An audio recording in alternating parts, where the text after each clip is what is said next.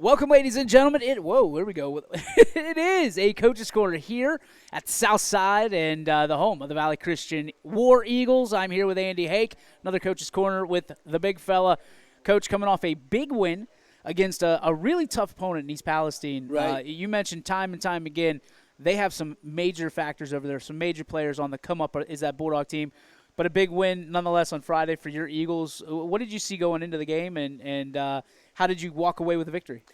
Thanks for coming here today, man. Brother, my pleasure. My right pleasure. on, man. Southside Coliseum down here. I love it. We got the little guy over here We taking love it all 'em. in. Hey, we're glad you're here, guys.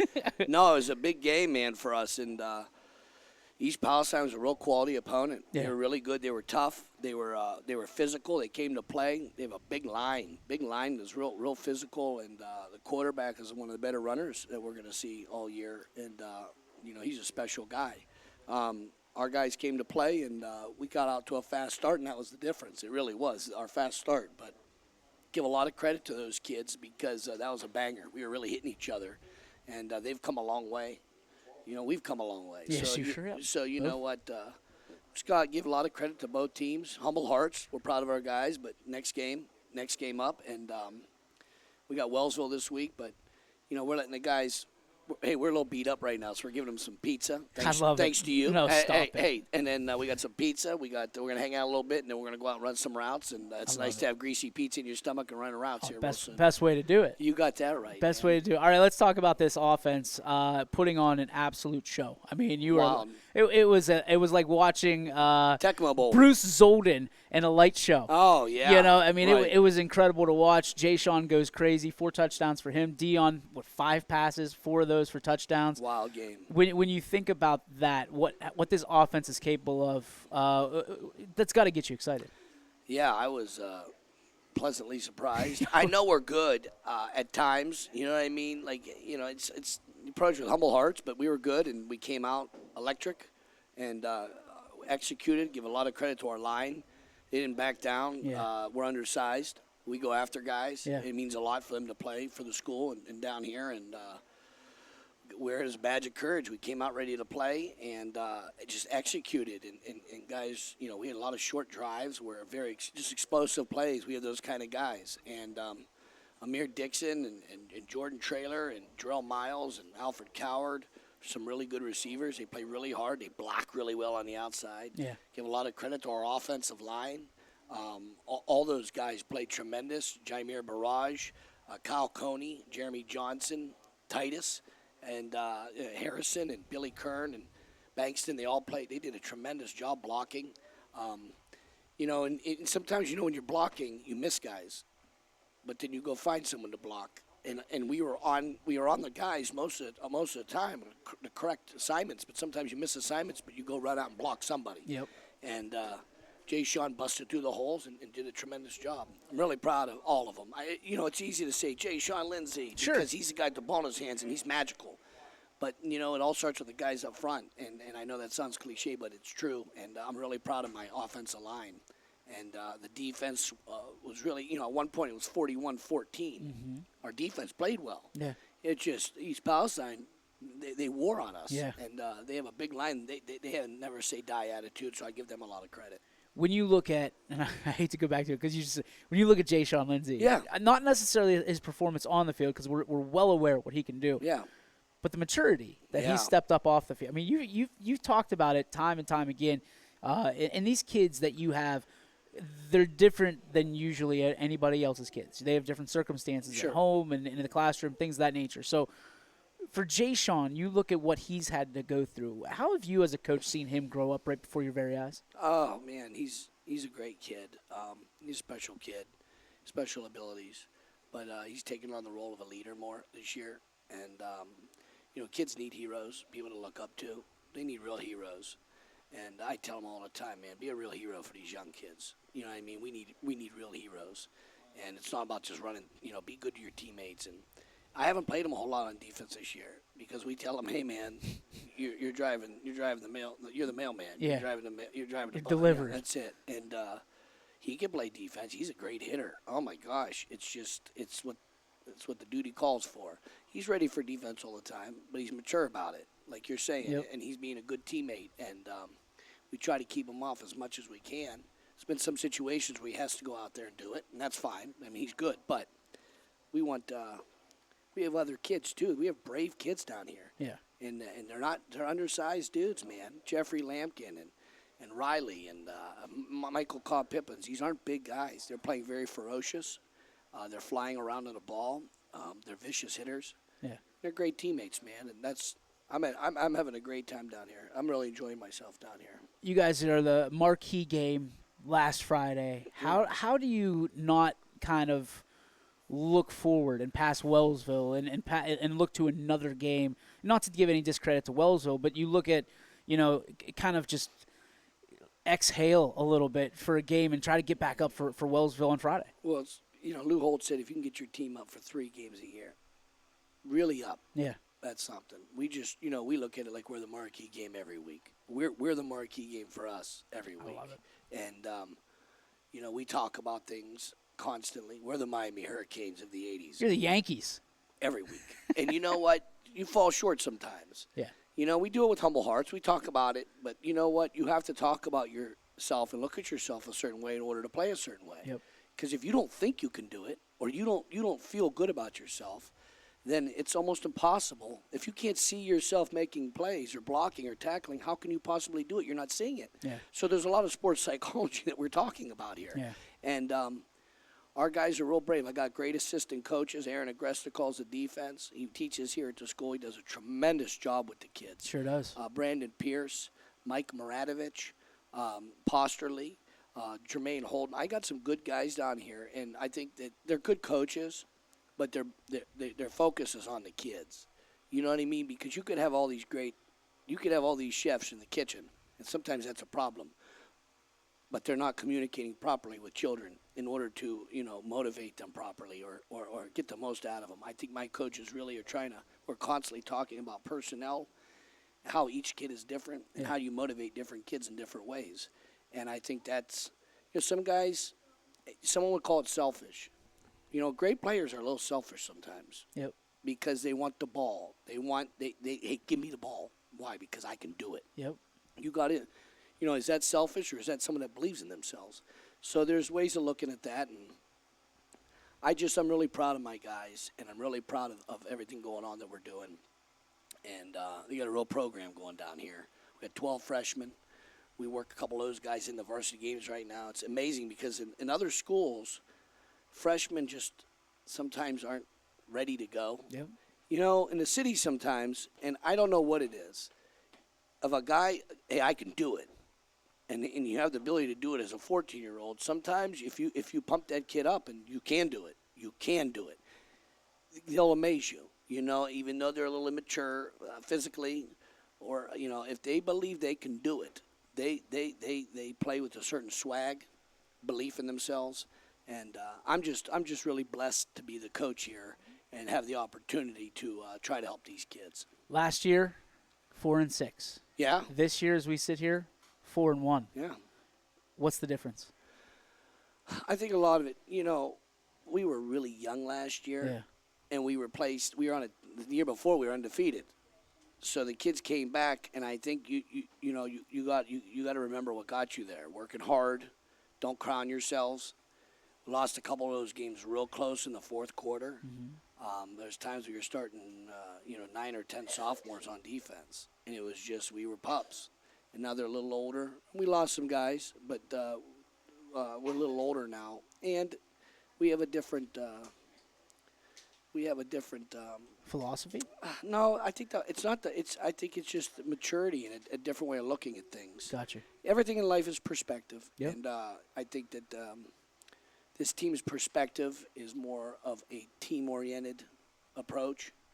And I don't think the coaches have changed much, but I think when you do go 4-6, you look at things analytically and say, what did we do wrong?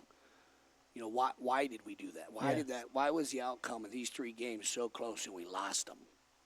And then you try to start looking for answers, and sometimes they're tough conversations, but you have them and you deal with them, and the kids have to. It's a credit to the kids. Coaches get too much credit and take too much blame. Yeah. In the end, it's the soldier that wins the war. That's You know what I mean? So if the kids are going to believe in what you're saying, well, you're a great coach. If the kids aren't responding properly, what are you, some idiot? And it's really in the middle, man. It's that gray area where people have to realize, as a coach, you have to have the kids realize you're trying to do what's best for them. But in the end, you can only guide from the side. Either they're going to take control of their destiny and empower themselves, or things aren't going to work out. Right now, we got a good grip on the team, and the team's playing very spirited. And that's the most you can ask for as a coach, playing very spirited. You know what I mean? Yeah. I think I know vividly. I remember the day that you were hired here at Valley Christian. The day that it was the comeback. You had the old newspaper boy hat on and doing all the interviews. You came on YSN. Yeah. We're very fortunate for that. First time you and I ever really crossed paths. So my question to you, we've never even talked about this off air. What have you learned between the day you were hired back and now? Like, what have you learned about yourself? I just think everything's perspective. I think everything in life's perspective, man. Every kid's different. I've coached at Middle Ridge, my hometown. I coached at Rayen, then East, then at Western Reserve, and then here. Yeah. And the one consistent thing is, kids are kids. They want to be treated right. They want to be coached. They want discipline. But everybody has a different story. And until you listen to someone's story and really understand where they're coming from, it's easy to say, well, you're not being a good teammate. You're not being coachable. Yeah. I think one thing you learn is why. And I think when you stop and you get perspective and take the time to learn why, really get to know kids, really get to know them, not just there practice and giving commands. Get to know the kids and understand, everybody has a story. And then once you understand that, now how do I get to that kid? Sports psychology, it's a beautiful thing. Yep. And then once you learn how to get to those kids individually, that's when magic happens. We started 0-1 this year. We played a great Malvern team. Oh, they're good. They're darn good. We played with them really hard till the fourth quarter, and then we kind of, things broke loose for them. But we learned in that game. I think you play teams early on. I was just going to ask you. So you have a situation where you're supposed to play one team or another, and then that doesn't work out. You had no fear stepping into Malvern and saying, "Hey, we'll fight you. We'll raise our swords against you."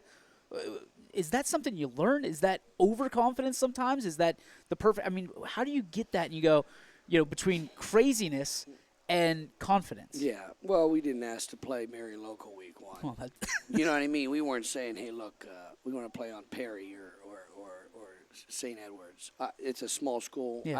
I've just been coaching a long time, and I just feel you play people early on to get you prepared. In this new age of taking 16 teams in the playoffs, go play somebody.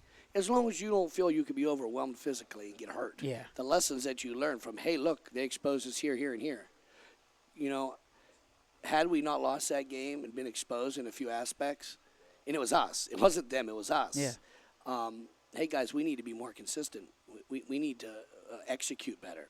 And how do you do that? Well, being present at practice, being coachable, being a good teammate. We have to enhance us. Yep. It has nothing to do with them. Yeah. Because if we played Malvern tomorrow, I don't know how that game would go. Yeah. I would feel more confident playing them tomorrow. But I just think everything's perspective in life, and then you're either growing as a person or you're shrinking, man. That's it. Hey, it's really simple when you break it down. You know what I mean? It's just, sometimes people want to put their fingers on it a lot and say it's this, it's that. It's like, why did the Browns get smoked yesterday? Well, but I mean, right? You could write a laundry list. They paid this guy too much. The line doesn't believe him. They're not blocking. Yeah. You can the lines. They're not. They're all pros.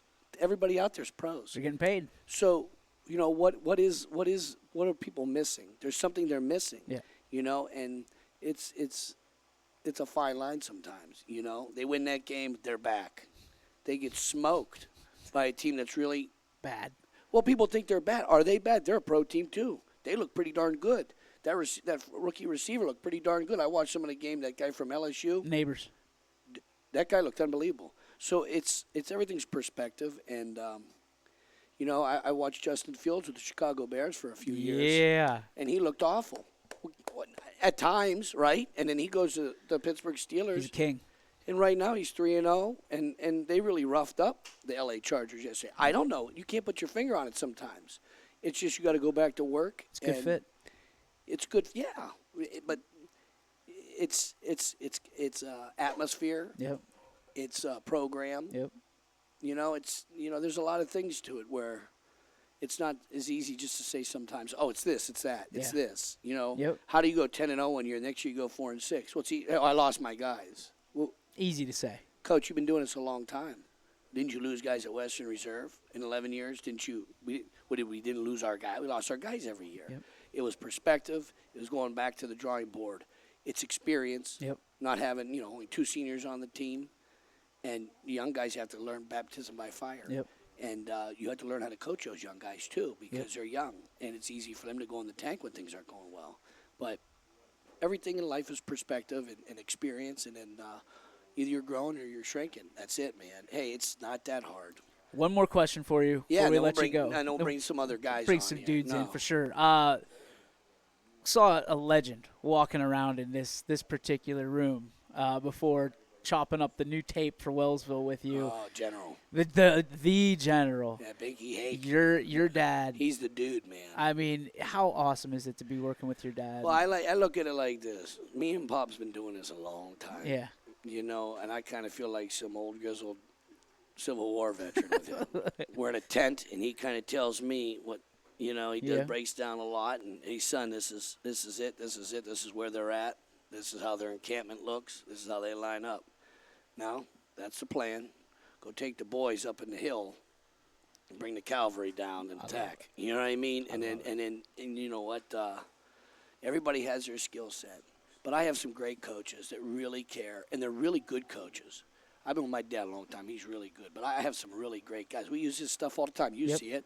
Most guys don't have that stuff. No. Most guys don't have that broken down like that. But for you as a son, that's got to be cool. It's You're working heroic. with your dad at, 44 years old? That's cool. Luckiest dude in the world, and I already know it. Yeah. I could be done tomorrow. And I had a lifetime of coaching. I had a lifetime of historic moments, victories, some defeats that were really tough. Yeah. I don't think about the losses, though, a lot. I don't. I lost some real tough games at the end. Yeah. When people ask me about them, I go, oh, yeah, that's right, we played. I don't think about it. Yeah. We lost the state semifinal game 22-21. Another time 14-10. Won some big games like that, though, too. Down by 20 points in a regional game, come back and win. Yeah. Down in a regional final game, come back and win. It's just there's some great moments and great games. Had one against Southern 2 years ago when we went down there. We were both undefeated. We beat them in a great game, and it was heroic for these kids. Yeah. You know what I mean? Never went undefeated at the school. Just proud to be a part of it, man. Humble hearts. And we're gonna try to pull another one off here. It's gonna take a lot of work, but I got the right guys and the right coaches to get it done. And with a little bit of luck, a little bit of help from God, a little bit of boxing promotion from you, brother. No, we have a puncher's chance. I'm gonna let my defensive coordinator come talk to you. I'll go get a couple kids. And then I got to jump these guys about running routes. Go get it, buddy. Hey, man, God bless you. Hey, come here, bud. Bring this guy over here. Come here. Come on, Z. Come here, Z. Come here. What a guy this is, huh? This is your son. He's a wonderful boy. Say hi to the camera. Say hi to everybody. Hi. Hey, this is a wonderful boy. Hey, you're a wonderful boy. And I know you're playing flag right now, and they tell me that you're a terror. Is that true? Are you good? Well, you're a menace. You're great. They say you're great. Is that true? Humble hearts, brother. Stay humble. You're awesome, man. God bless you, and I'll talk to you soon, man.